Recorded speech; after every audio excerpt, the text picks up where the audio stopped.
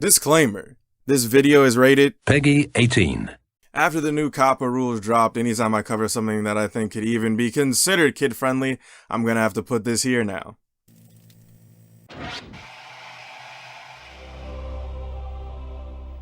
Welcome to another Untimely review. This one's gonna be a little different because it's technically relevant as Animal Crossing New Horizons just came out. Wow, I definitely didn't do this on purpose to ride the wave of the new game while keeping the series intact. Getting right into the review, since this game doesn't really have a story, I made up my own. So here's the life and times of PR. This is the story of a young man out to make a name for himself in a new city. But first I wondered, what city should I go to? There's so many to choose from, where should I make my new life? After much deliberation, I decided on Flavor Town, only to find that I couldn't because the city was overcrowded as is. So I decided on only what I knew, the Shy. After making a new friend in this cat named Rover, I got off the train to the Shy to find Tom Nook waiting for me. After he jugs me out of my 1,000 bells for this luxury one-room apartment in the loop, I got a job, a slightly better outfit, and instead of doing what I was told, I went right to bed.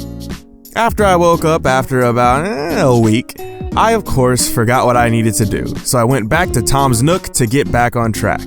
After getting my memory jogged and knowing that I still needed to talk to everyone, I listened to Blabber's Talk and Talk, very on brand, visited the Able sisters, talked to the mayor, a scared squirrel, a fountain, which was a better landmark than the bean, kicked this mean lady's ball into the river, met a dude who loves to slurp, met a blue blur but not the one I wanted to see, sent the most professional letter/ad I've ever written, did several more fetch quests, and then I realized that this is my life now. Running back and forth doing deliveries, running my feet into the ground just for the amusement of my financial captor.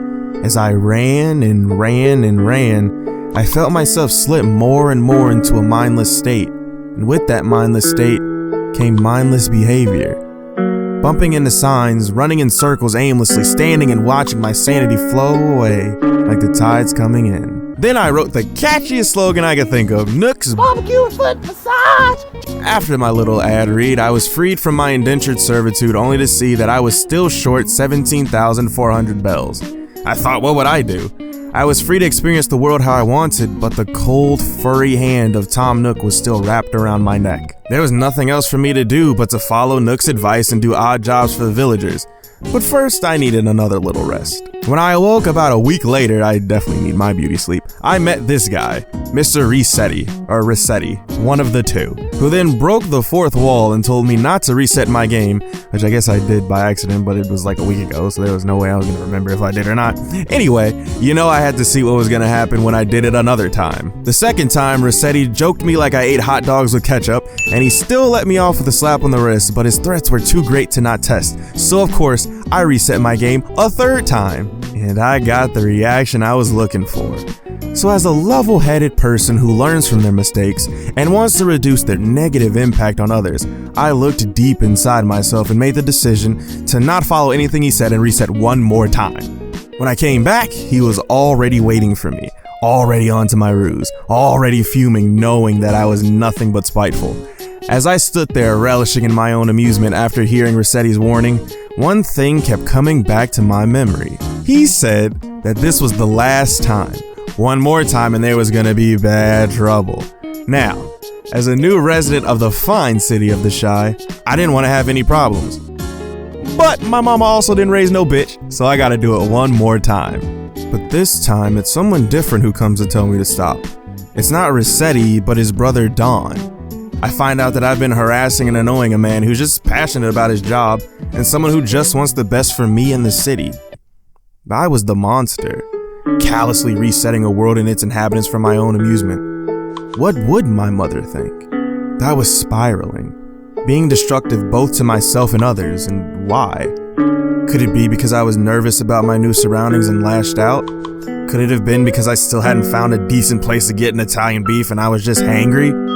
This was the first time that I had left my small town and now I was alone, away from anyone who had ever known me, and I just felt alone.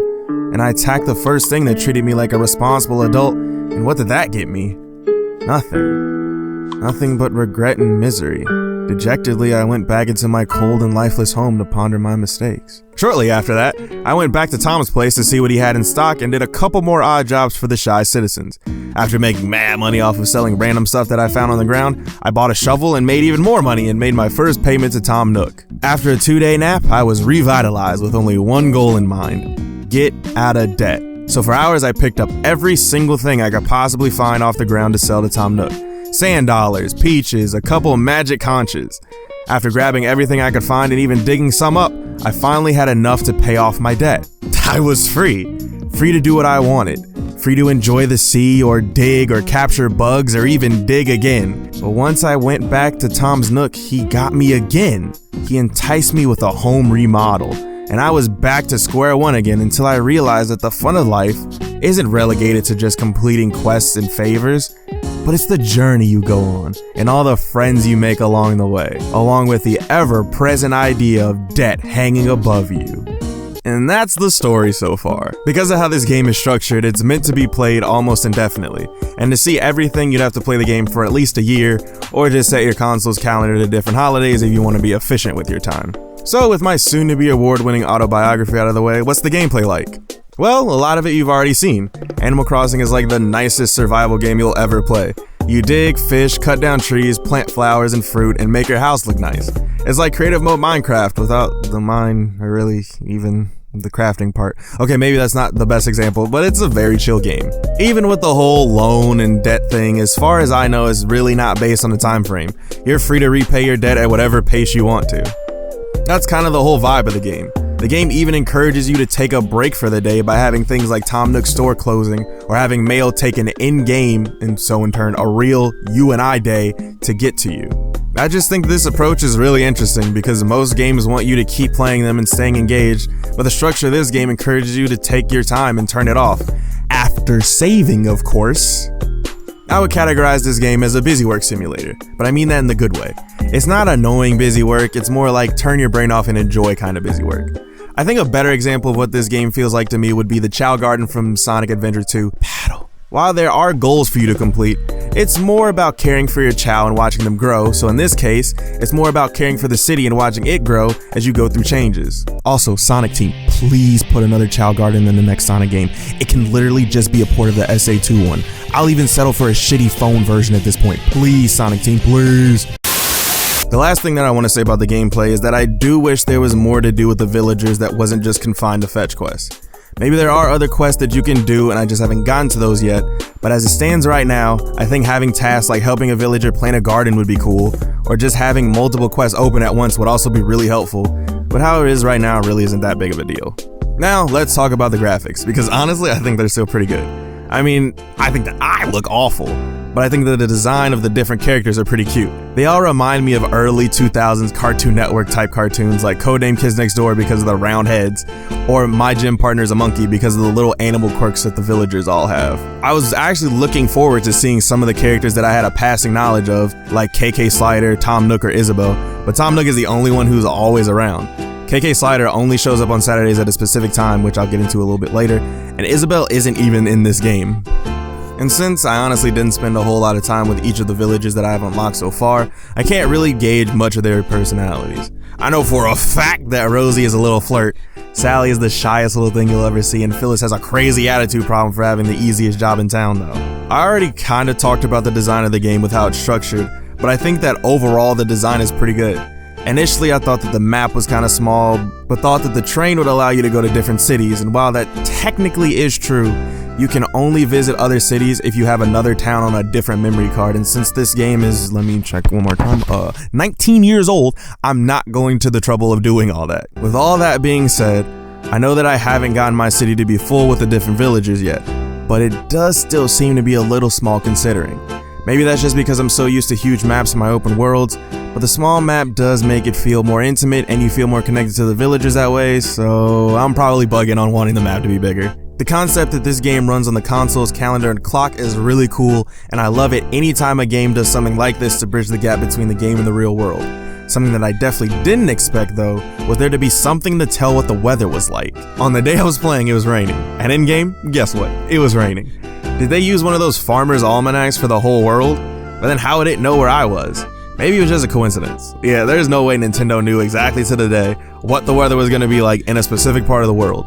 Meteorologists can't even tell me what the weather is going to be like tonight with 100% certainty, so I shouldn't even be worried. Still a cool feature though. Now here's some of my extra thoughts about the game that didn't really fit anywhere else. So I didn't fit this in the story section, but after a while I found this guy laid out on the beach who was talking about stomach pain, and I could only think that this guy needed some I really just wanted to include this for the Freddie Gibbs thing, I'm sorry. Actually, slightly related to that, the music in this game is so good. Like, it's all so simple and also so calming and relaxing, except for that cat song. I love cats, but that song just isn't it.